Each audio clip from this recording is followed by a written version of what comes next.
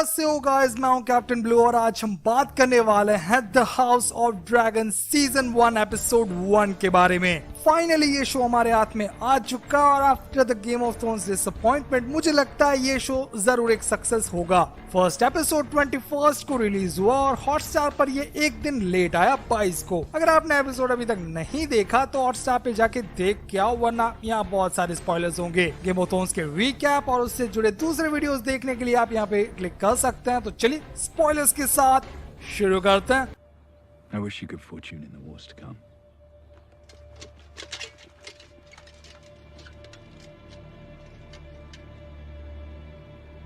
And now it begins.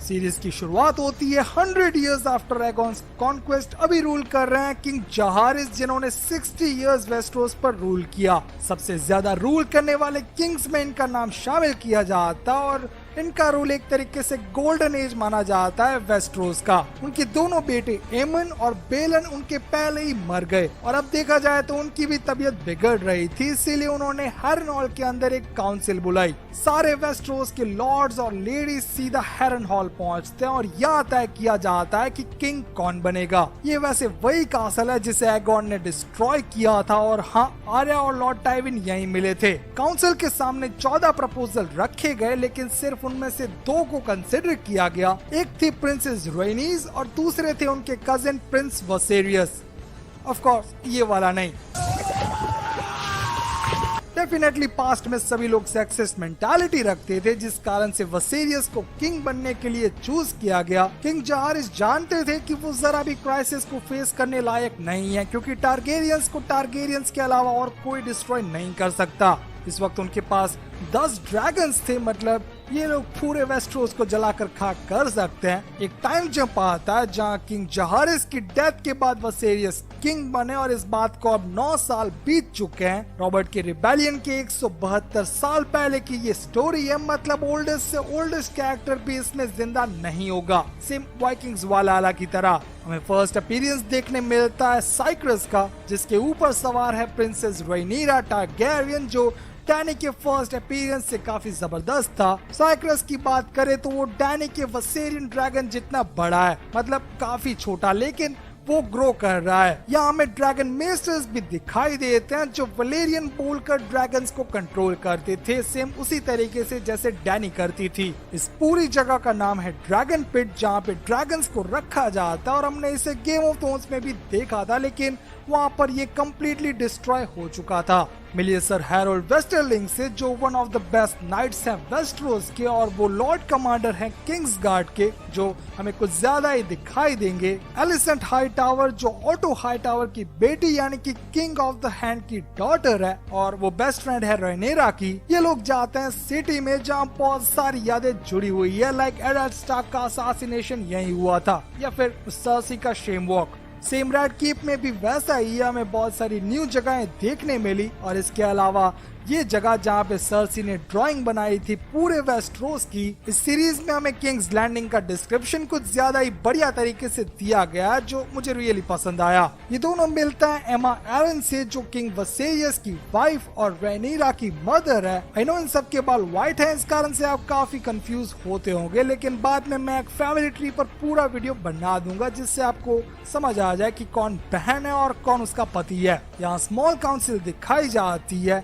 King और ज्यादातर council members मजाक कर रहे थे कि लॉर्ड कॉर्लिस वलेरियन बताते हैं कि कुछ पायरेट्स आपस में अलायंस बना रहे थे। ये लोग अपने आप को ट्रायर्की बुलाते हैं और वो प्रॉब्लम खड़ी कर सकते हैं क्योंकि उसमें एसोस के फ्री सिटीज भी शामिल हैं। इस मामले को काउंसिल एकदम इग्नोर करती है क्योंकि उनका ध्यान था खाली कुर्सी पर, जो है प्रिंस डेमन टारगेरियन की। उन्हें एक बहुत ही बड़ा बजट दिया गया था जिससे क्राइम को कंट्रोल करने में और सिटी को संभालने में हेल्प मिल सके। डेमन ज्यादातर स्मॉल काउंसिल में नहीं आते और फॉर योर नॉलेज तो वो फर्स्ट सिटी वॉच के कमांडर है, मतलब वही लोग जिसे हम गोल्डन क्लॉक्स कह के बुलाते थे। मिली एलिसेंट के फादर ऑटो हाईटावर से, जो किंग के हैंड है और काफी जबरदस्त कैरेक्टर। वो लोग प्लानिंग कर रहे हैं एयर्स टूर्नामेंट की, जो नेक्स्ट इन लाइन की रिस्पेक्ट में होती है। किंग वसेरियस चाहते हैं कि गेम्स जल्दी हो क्योंकि उनकी वाइफ प्रेग्नेंट है, और गुड न्यूज अगर उसी टाइम ही आए तो वल्ला वल्ला हो जाए। पर इससे कोई एग्री नहीं करता क्योंकि किसी को भी चाइल्ड का जेंडर पता नहीं है,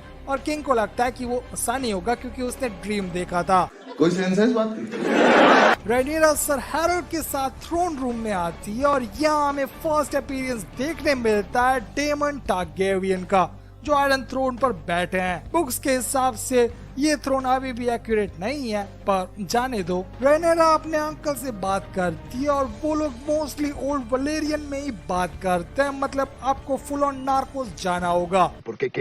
¿Por qué es policía que le tengo miedo a usted o qué, marica?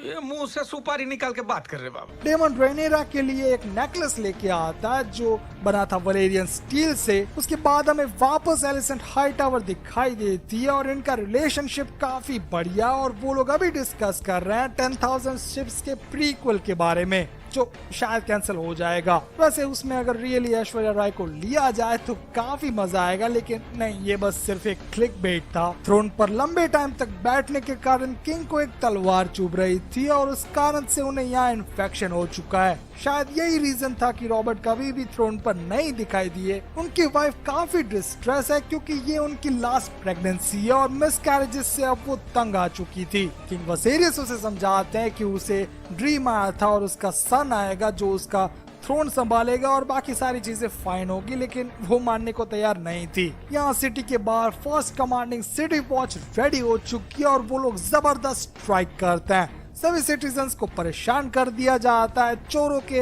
हाथ काट दिए जाते हैं और रेपिस्ट के डिंग डोंग। दूसरे कई लोगों की जान भी ले ली जाती है without any trial. Next day small council में ये पूरी न्यूज आती है, जिसके बाद लॉर्ड हाईटावर ने इसका विरोध किया, जबकि बाकी के लॉर्ड्स इसके सपोर्ट में थे। वैसे डेमन की शादी वेल के लॉर्ड की डॉटर के साथ हुई है, लेकिन वो उनके साथ ज्यादा टाइम स्पेंड नहीं करता और गालियां बोलता है, जो किंग जाने देते हैं। आफ्टर ऑल वो उनका छोटा भाई है, तो ऐसे छोटे मोटे मामलों में उसे परेशान नहीं किया जाता।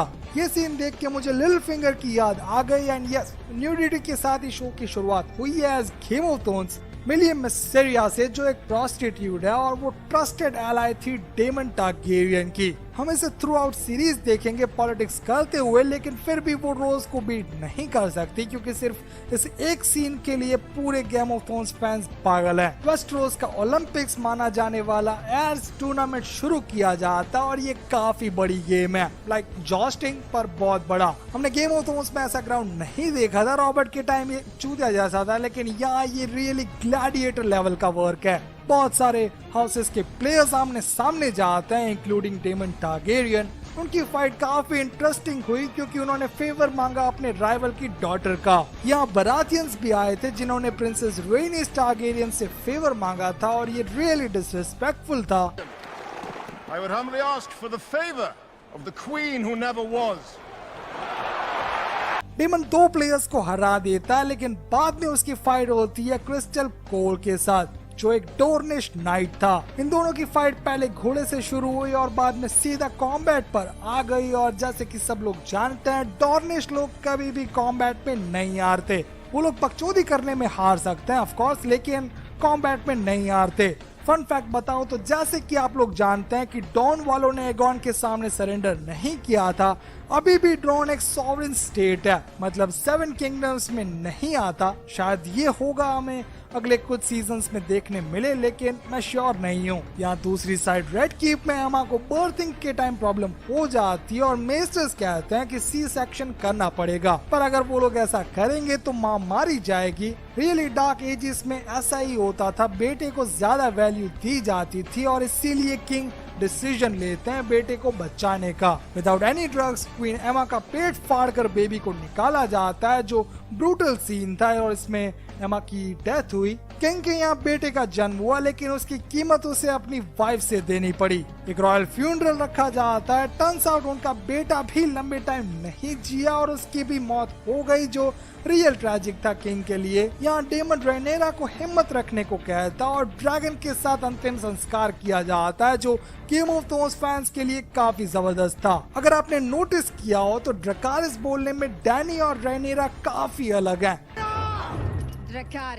क्योंकि डैनी नॉर्मल वॉइस में बोलती है और उसमें वेस्टरोस के एक्सेंट आता है, जबकि रेनेरा बोलती है वलेरियन स्टाइल में उसी एक्सेंट के अंदर।